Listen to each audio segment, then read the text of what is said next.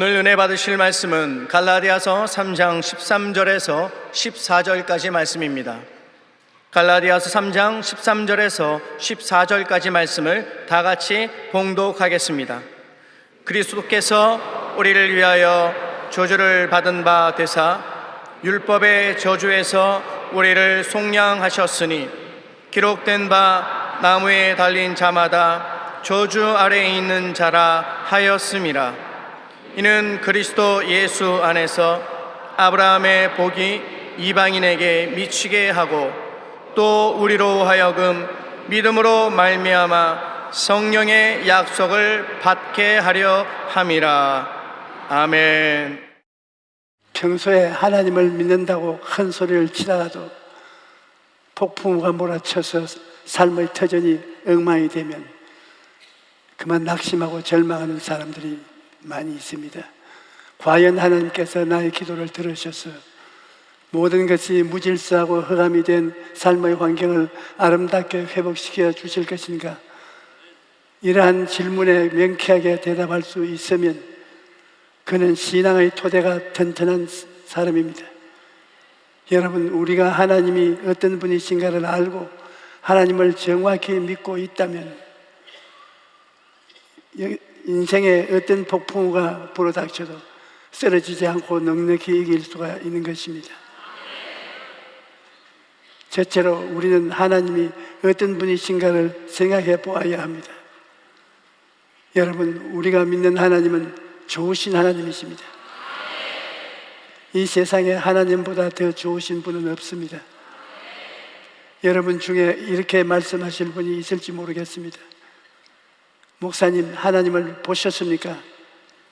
하나님을 보지도 않았는데 어떻게 하나님을 좋다 말할 수 있습니까?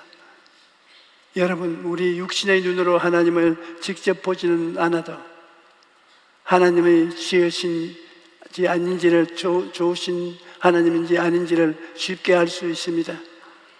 여러분은 지금까지 살면서 한두 번 이사를 해보았을 것입니다. 여러분이 새로운 집으로 이사 갔을 때 전에 살던 사람이 좋은 사람인지 아닌지 금방 알 수 있습니다. 새로 이사 간 집이 손댈 곳이 없도록 잘 보존되어 있으면 참 부지런하고 좋은 사람이 살았구나, 그렇게 말할 것입니다.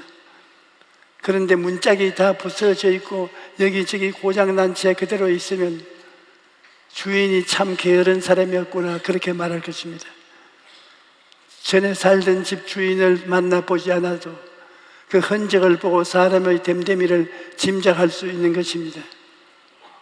이와 같이 우리는 하나님께서 일하신 흔적을 보고 하나님이 어떠한 분이신지 알 수 있습니다. 그러나 지금 우리가 살고 있는 세계를 보고 하나님이 어떠한 분이신가를 말해서는 안 됩니다. 왜냐하면 지금의 세계는 하나님께서 지으신 세계 그대로가 아닙니다. 하나님께서 지으신 세계에 대해 성경은 무엇이라고 기록합니까? 창세기 1장 31절에 하나님이 지으신 그 모든 것을 보시기에 심히 좋았더라. 하나님께서 지으신 처음 세상은 보시기에 심히 좋았습니다. 하나님께서는 질서가 꽉 들어차고 생명이 넘치는 아름다운 세계를 지으신 것입니다. 만약 하나님이 좋으신 분이 아니시라면 어떻게 아름다운 세계를 만드실 리가 없는 것입니다. 하나님께서는 인간을 지으실 때도 하나님의 형상과 모양대로 모든 피조물 중에서 가장 존귀한 존재로 만드셨습니다. 그런데 아담과 하와가 마귀의 속임사에 뻗넘어가 하나님의 명령을 거역하고 선악과를 따먹은 결과 우리가 사는 이 세상이 더럽고 공허하고 무질서와 흑암이 꽉 들어찬 세상이 되고 말았던 것입니다. 그뿐 아니라 아담과 하와는 4차원의 보이지 않는 세계에서 하나님과 대화하면서 살았는데 죄를 지음으로 말미암아 아담과 하와의 존재는 4차원 즉 영이 죽어버린 것입니다. 그러자 혼이 부패하여 정욕의 노예가 되고 서로 죽이고 죽는 전쟁이 끊이지 않게 되었으며 육체도 병들게 되어 고통당하면서 마귀의 지배하에 살게 된 것입니다. 그러나 하나님께서는 인간을 사랑하시고 불쌍히 여기셔서 죄악을 씻고 용서하여 새로운 세상을 만들기로 작정하셨습니다. 이에 하나님께서는 독생자 예수님을 보내어 세상의 모든 죄악을 대속하게 하셨습니다. 예수님께서는 지상에 계시는 동안 하나님께서 주신 사명을 행하셨는데 그 사명이 무엇인가에 대해 성경은 이렇게 기록합니다.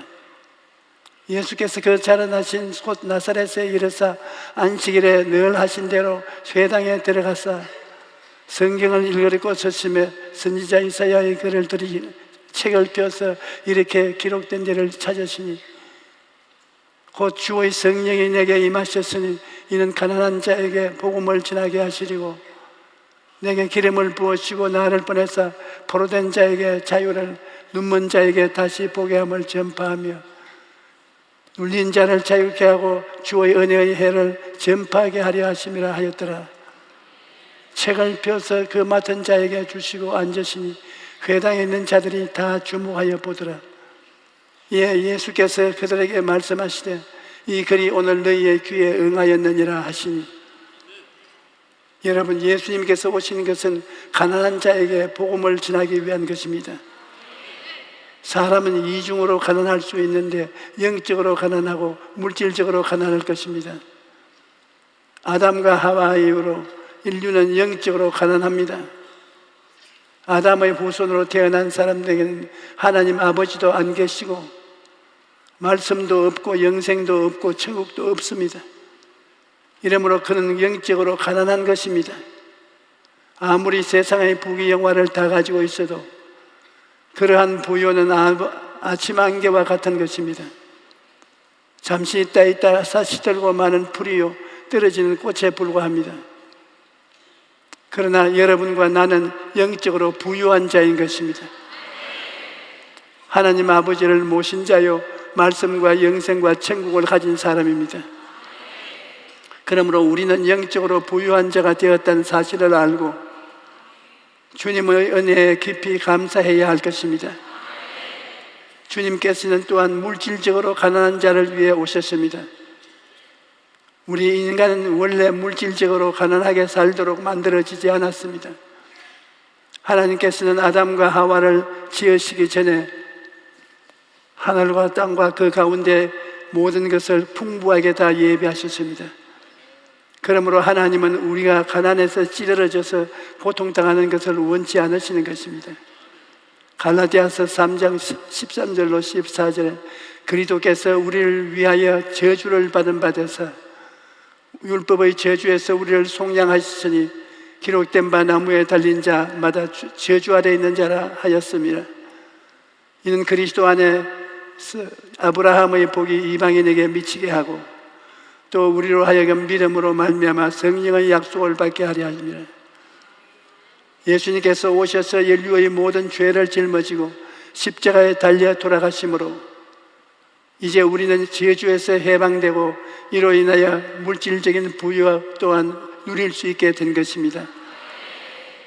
그런데 주님은 갑자기 부유한 환경으로 변화시켜 주겠다고 말씀하시지는 않았습니다. 하늘 문을 열고 물질을 비오듯이 부어주겠다고도 말씀하시지 않았습니다. 가난한 자에게 복된 소식을 전하려 왔다는 것은 가난한 자의 마음이 예수 그리스도의 복음을 듣고 부요의식으로 변화되는 것을 말합니다. 수많은 아담의 후예들이 습관적으로 입만 열면 나는 안 된다, 나는 가난하다, 나는 할 수 없다, 그런 말들을 합니다. 그러나 생각이 가난의식으로 찌들어져 있으면 절대로 승리하는 삶을 살아갈 수 없습니다. 무엇보다 우리 마음 가운데서 가난의식과 패배의식을 몰아내야 합니다. 그리고 예수님의 십자가를 바라보고 성공의식, 부요의식으로 가득 채워야 하는 것입니다. 그 다음 예수님께서는 포로된 자에게 자유를 해방을 주시기 위해 오신 것입니다. 아담 이후로 모든 사람이 마귀의 포로가 되어 살아가고 있습니다.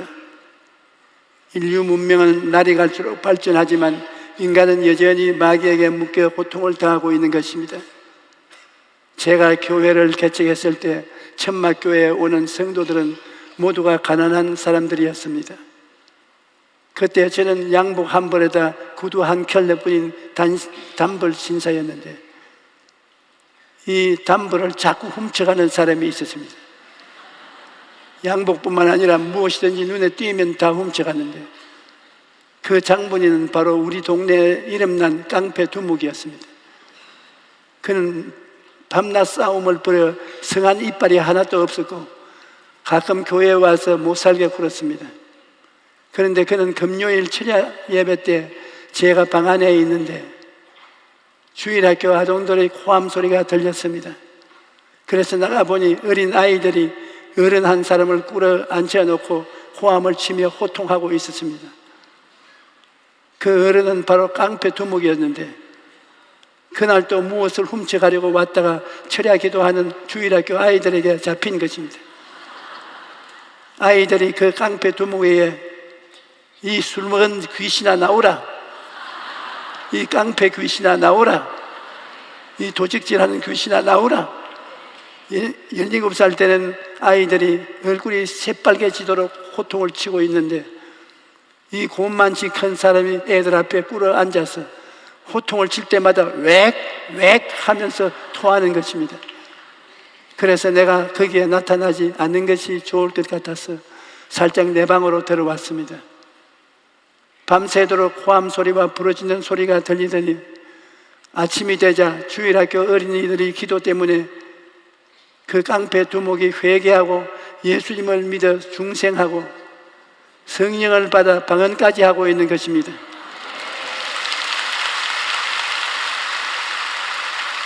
여러분, 하나님의 위대하신 능력은 사람으로서는 도저히 상상할 수도 없습니다.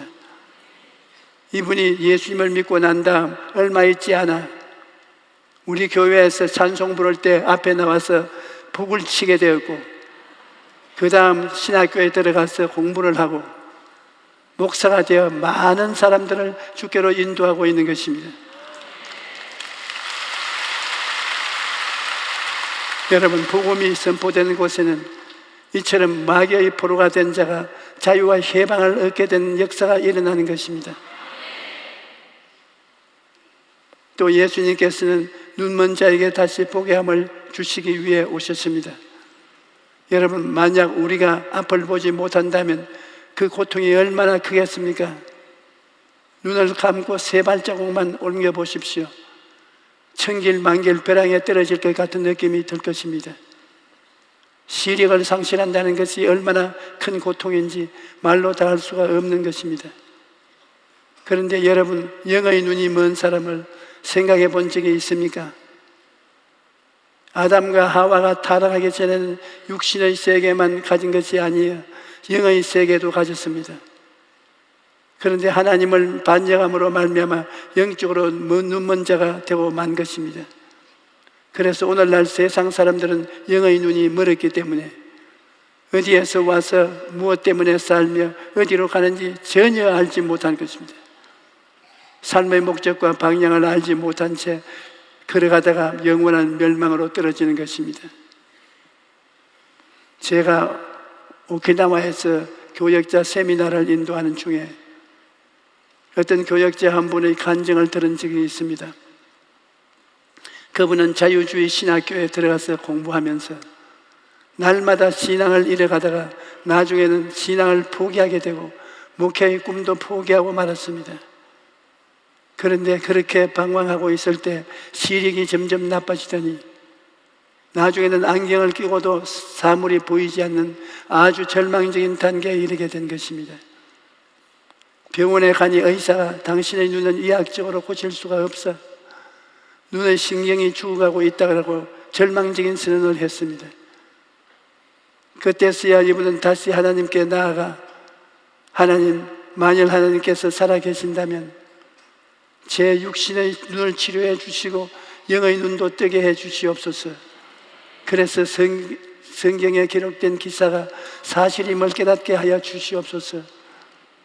그렇게 간절히 부르짖어 기도했는데 희한하게도 그때부터 눈이 다시 밝아지기 시작해서 시력을 다시 회복했다는 것입니다. 이분은 육신의 눈이 밝아지자 비로소 살아계신 하나님의 역사를 깨닫고 회개하여 성령을 마음에 모심으로 영적인 눈도 뜨게 된 것입니다. 그리고 영적인 눈이 떨어지자 성경 말씀이 완전히 믿어지고 주께 충성하는 목사가 되었다는 것입니다. 여러분, 우리는 원래 눈먼 자였는데 하나님께서 우리를 예수 안에서 거듭나게 하시고 성령을 부어주심으로 말미암아 우리가 성부, 성자, 성령 하나님을 보게 되고 하늘나라를 볼 수 있게 된 것입니다. 그러므로 이제 우리는 이 땅에서 육신만으로 살지 않습니다. 영의 세계를 바라보고 영의 세계에 대한 소망을 가지고 사는 것입니다. 그 다음 주님께서는 눌린 자에게 자유와 해방을 주기 위해 오셨습니다. 예수님께서 말씀하신 눌린 자란 질병에 눌려 고통당하는 사람을 말합니다. 성경은 하나님이 나사렛 예수에게 성령과 능력을 기름 붓듯 하셨으며 그가 두루 다니시며 선한 일을 행하시고 마귀에게 눌린 모든 사람을 고치셨으니 이는 하나님께 함께 계시음이라고 말씀합니다. 오늘날 또 예수님은 그 손을 내밀어 여러분을 질병에서 고치시기를 원하시는 것입니다. 제가 산호세라는 곳에 성회를 인도할 때였습니다. 로스안젤레스에서 한 부부가 생후 3개월쯤 되는 갓난 아기를 안고 왔습니다. 그 아기는 태어날 때부터 심장에 구멍이 뚫어져서 얼굴이 파랬으며 줄곧 울어대었습니다.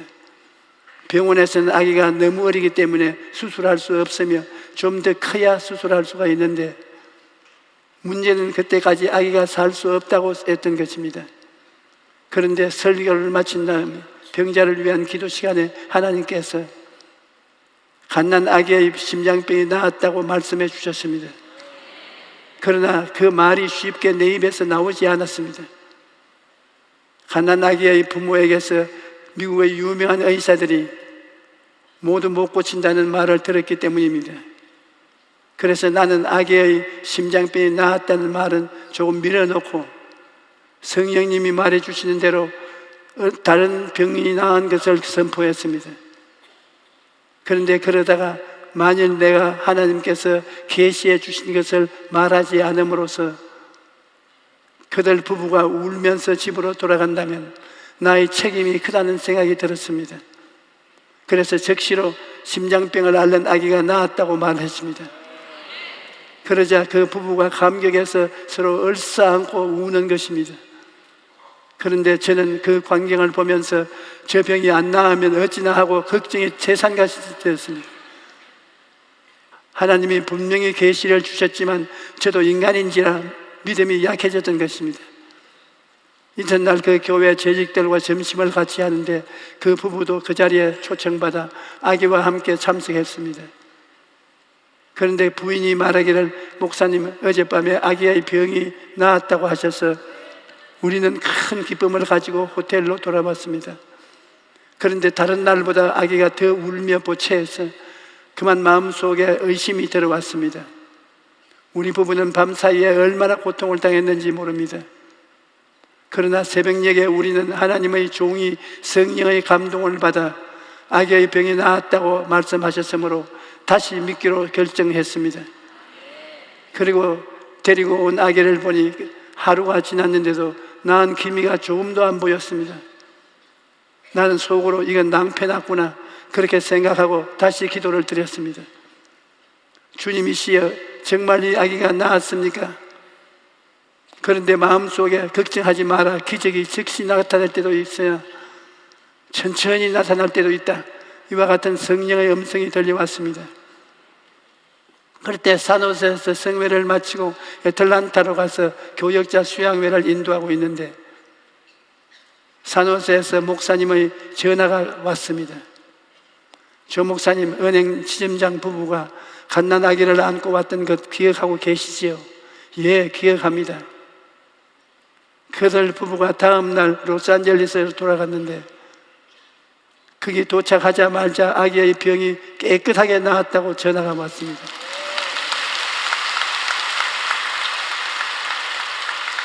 여러분, 예수 그리스도는 어제나 오늘이나 영원토록 동일하십니다. 오늘 이 시간에 이 자리에서 마귀에게 눌린 자를 주님께서 고쳐주십니다. 그래서 우리가 건강한 아버지요 어머니요 남편과 아내와 자녀로서 살아갈 수 있도록 만들어주시는 것입니다. 또 예수님께서는 은혜의 해를 전파하기 위해 오신 것입니다. 첫 아담 안에서 우리는 에덴에서 쫓겨나서 하나님과의 교통을 잃어버리고 에덴의 축복도 잃어버리고 영생도 잃어버리고 건강도 치료도 잃어버리고 저주받아 내가 쫓긴 땅에서 살게 된 것입니다. 그런데 예수님이 오셔서 십자가의 대속을 통해 우리에게 은혜를 베푸신 것입니다. 그러므로 오늘 우리는 예수 안에서 하나님과 교제를 누릴 수가 있으며 영생을 소유하고 저주에서 해방되어 하나님이 예비하신 축복 속에 들어갈 수가 있으며 치료와 영원한 삶을 얻게 된 것입니다. 예수님께서는 십자가에 달려 죽으시고 부활하심으로 하나님께서 주신 사명을 다 이루셨습니다. 요한복음 19장 28절로 30절에 그 후에 예수께서 모든 일이 이미 이루어진 줄 아시고 성경을 능하게 하시려 하사 이르시되 내가 목마르다 하시니 거기에 신 포도주가 가득히 담긴 그릇이 있는지라 사람들이 신 포도주를 즉신 해면을 우슬초에 메어 예수의 입에 대니 예수께서 신 포도주를 받으신 후에 이르시되 다 이루었다 하시고 머리를 숙이니 영혼이 떠나가시되 그러므로 이제 누구든지 예수님을 믿으면 예수님께서 그를 성령으로 거듭나게 하셔서 하나님의 자녀로 만들어 주시는 것입니다. 요한복음 1장 12절에 영접하는 자 곧 그 이름을 믿는 자들에게는 하나님의 자녀가 되는 권세를 주셨으니 라고 말씀하십니다. 오늘 이 시간에 누구든지 예수님을 믿으면 하나님의 자녀로 거듭나게 되는 것입니다. 하나님께서는 아담의 죄 때문에 망가졌던 우리를 예수 안에서 다시 하나님이 보시기에 좋은 자로 회복시켜 주셨습니다. 베드로전서 2장 9절에 그러나 너희는 택하신 족속이요 왕같은 제사장들이요 거룩한 나라요 그의 소유가 된 백성이니 이는 너희를 어두운 가운데서 불러내어 그의 기이한 빛에 들어가게 하시니 아름다운 덕을 선포하게 하려 하심이라. 하나님께서 여러분을 왕같은 제사장이요 하나님의 소유로 삼아 주셨으니 이제 여기 계신 여러분은 모두 하나님 보시기에 심히 좋은 사람이라는 것을 분명히 알아야 합니다. 하나님께서는 처음 세계가 하나님 보시기에 좋았던 것처럼 다음 세계도 아름답게 창조하기를 원하셨습니다. 마귀가 모든 것을 추하고 나쁜 것을 가져와서 이 세상이 극도로 보기에 나쁜 곳이 되었으나 하나님은 좋은 곳으로 다시 변화시키기를 원하셨습니다. 그래서 예수님을 보내셔서 마귀가 더럽게 만든 세상의 모든 것을 하나님 보시기에 아름답게 만들었습니다. 그리고 이제 하나님께서는 우리에게 성령님을 보내셔서 이 세상을 아름답게 재창조하고 계신 것입니다. 여러분, 우리는 이처럼 좋으신 하나님이 손을 잡고 살기 때문에 인생에 어떤 폭풍우가 몰아쳐도 낙심할 필요가 없습니다. 좋으신 하나님을 믿고 계속 믿음으로 전진하십시오. 좋으신 하나님께서 내 삶에 망가진 모든 것을 회복시킬 것을 꿈꾸고 믿고 입술로 말로 고백하십시오. 그러면 성령께서 행하셔서 여러분의 삶에 놀라운 변화와 창조가 다가올 것입니다. 할렐루야.